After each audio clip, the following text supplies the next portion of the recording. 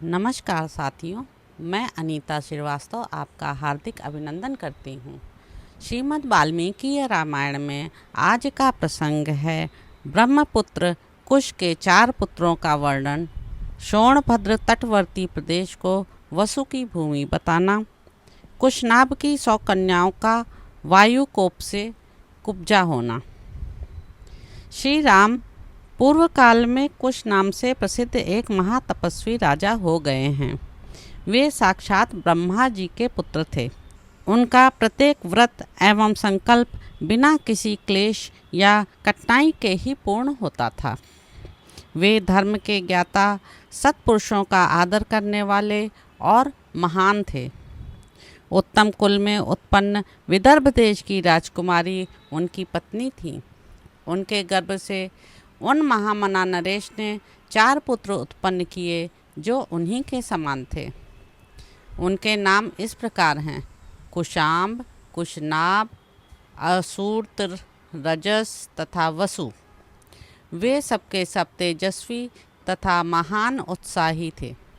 राजा कुश ने प्रजा रक्षण रूप क्षत्रिय धर्म के पालन की इच्छा से अपने उन धर्मिष्ठ तथा सत्यवादी पुत्रों से कहा, पुत्रों, प्रजा का पालन करो, इससे तुम्हें धर्म का पूरा पूरा फल प्राप्त होगा। अपने पिता महाराज कुश की यह बात सुनकर उन चारों लोक शिरोमणि नरश्रेष्ठ राजकुमारों ने उस समय अपने अपने लिए पृथक पृथक नगर का निर्माण कराया। महातेजस्वी कुशाम्ब ने कौशाम्बीपुरी बसाई। धर्मात्मा कुशनाभ ने महोदय नामक नगर का निर्माण कराया। परम बुद्धिमान असूर्त रजस ने धर्मारण्य नामक एक श्रेष्ठ नगर बसाया तथा राजा वसु ने गिरिव्रज नगर की स्थापना की। महात्मा वसु की यह गिरिव्रज नामक राजधानी वसुमती के नाम से प्रसिद्ध हुई।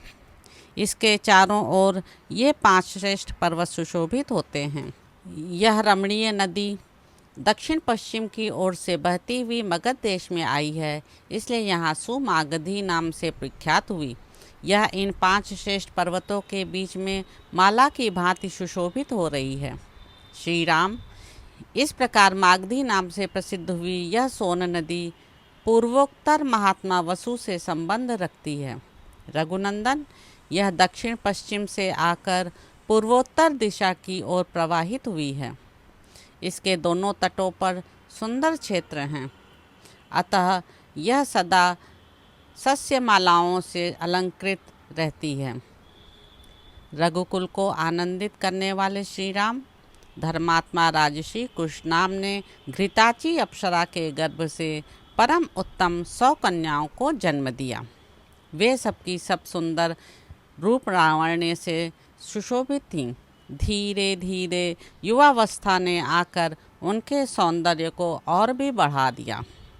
रघुवीर, एक दिन वस्त्र और आभूषण से विभूषित हो वे सभी राजकन्याएं उद्यान भूमि में आकर वर्षा ऋतु में प्रकाशित होने वाली विद्युत मालाओं की भांति शोभा पाने लगीं।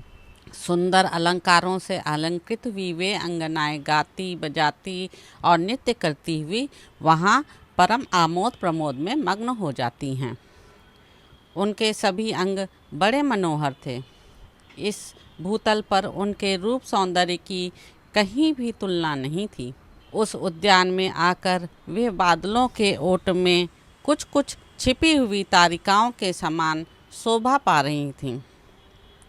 उस समय उत्तम गुणों से संपन्न तथा रूप और यौवन से सुशोभित उन सब राजकन्याओं को देखकर सर्वस्वरूप वायु देवता ने उनसे इस प्रकार कहा, सुंदरियों, मैं तुम सबको अपनी प्रेयसी के रूप में प्राप्त करना चाहता हूँ। तुम सब मेरी भार्याएं बनोगी। अब मनुष्य भाव का त्याग करो और मुझे अंगीकार करके देवांगनाओं की भांति दीर्घ आयु प्राप्त कर लो। विशेषतः मानव शरीर में जवानी कभी स्थिर नहीं रहती, प्रति क्षण क्षीण होती जाती है। मेरे साथ संबंध हो जाने पर तुम लोग अक्षय यौवन को प्राप्त करके अमर हो जाओगी। अनायास ही महान कर्म करने वाले वायुदेव का यह कथन सुनकर वे 100 कन्याएं अवहेलनापूर्वक हंसकर बोलीं, सुरश्रेष्ठ, आप प्राणवायु के रूप में समस्त प्राणियों के भीतर विचरते हैं। हम सब बहनें आपके अनुपम प्रभाव को भी जानती हैं। ऐसी दशा में अनुचित प्रस्ताव करके आप हमारा अपमान किस लिए कर रहे हैं? देव शिरोमणि, हम सब की सब राजश्री कुशनाभ की कन्याएं हैं। देवता होने पर भी आपको शाप देकर वायुपद से भ्रष्ट कर सकती हैं, किंतु ऐसा करना नहीं चाहती, क्योंकि हम अपने तप को सुरक्षित रखती हैं। दुर्मते, वह समय कभी ना आवे जबकि हम अपने सत्यवादी पिता की अवहेलना करके कामवश या अत्यंत अधर्मपूर्वक स्वयं ही वर ढूंढने लगे। हम लोगों पर हमारे पिताजी का प्रभुत्व है, वे हमारे लिए सर्वश्रेष्ठ देवता हैं। पिताजी हमें जिसके हाथ में देंगे वही हमारा पति होगा। उनकी यह बात सुनकर वायुदेव अत्यंत कुपित हो उठे। उन ऐश्वर्यशाली प्रभु ने उनके भीतर प्रविष्ट हो सब अंगों को मोड़कर टेढ़ा कर दिया। शरीर मुड़ जाने के कारण वे कुबड़ी हो गईं। उनकी आकृति मुट्ठी में बंधे हुए एक हाथ के बराबर हो गई। वे भय से व्याकुल हो उठीं। वायुदेव के द्वारा कुबड़ी की हुई उन कन्याओं ने राजभवन में प्रवेश किया। प्रवेश करके वे लज्जित और उद्विग्न हो गईं। उनके नेत्रों से आंसुओं की धाराएं बहने लगीं।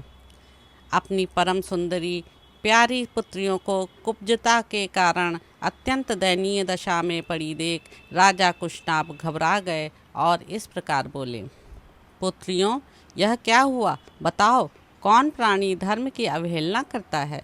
किसने तुम्हें कुबड़ी बना दिया जिससे तुम तड़प रही हो किंतु कुछ बताती नहीं हो? यूँ कहकर राजा ने लंबी सांस खींची और उनका उत्तर सुनने के लिए वे सावधान होकर बैठ गए। तो इस प्रकार साथियों, बालकांड में निहित 32वां सर्ग समाप्त होता है। आशा है आपको आनंद आ रहा होगा। यदि मुझसे किसी प्रकार की उच्चारण में अथवा अन्यथा किसी प्रकार से त्रुटि हो गई हो तो क्षमा प्रदान करने का प्रयत्न करें। नमस्कार साथियों।